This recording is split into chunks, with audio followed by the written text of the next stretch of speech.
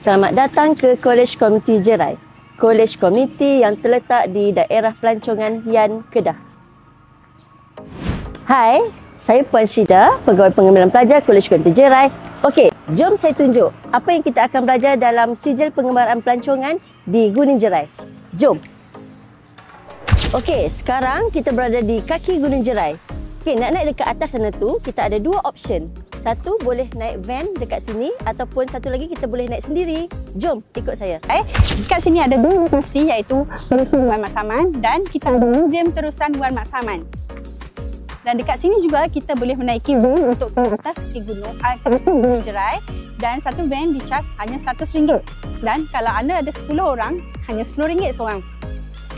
Kalau nak naik ke Gunung Jerai, hiking pun boleh. Nampak tu pandangan daripada tanah tinggi.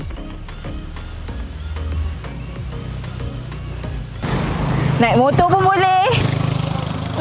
Naik basikal pun boleh. Kalau nak tahu, di Museum Perhutanan ni lah pelajar Kolej Komuniti Jerai belajar. Dekat je dengan kolej. Museum Perhutanan di bawah pengurusan Jabatan Perhutanan Negeri Kedah, terletak 3 km dari puncak Gunung Jerai. Masuk percuma. Ni nama dia T-Rex. Kalau hampa main ke Gunung Jerai ni, hampa boleh pergi ke Dinosaur Park. Bayaran masuk RM10 je. Kalau nak masuk Komuniti Jerai ni, hampa hanya perlu lulus BM dengan sejarah dengan 1 kredit mata pelajaran. Jangan jadi macam Tok Wan ni, dia tak ambil SPM. Dia duduk sini je kerja.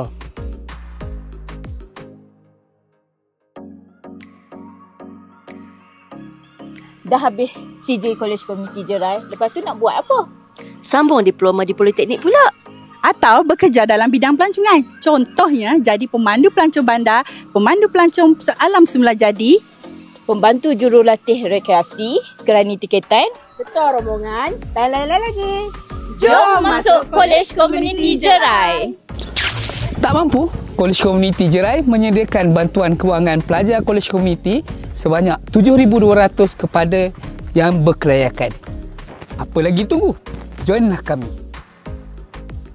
Dah lah tu. Kau nak tengok tak?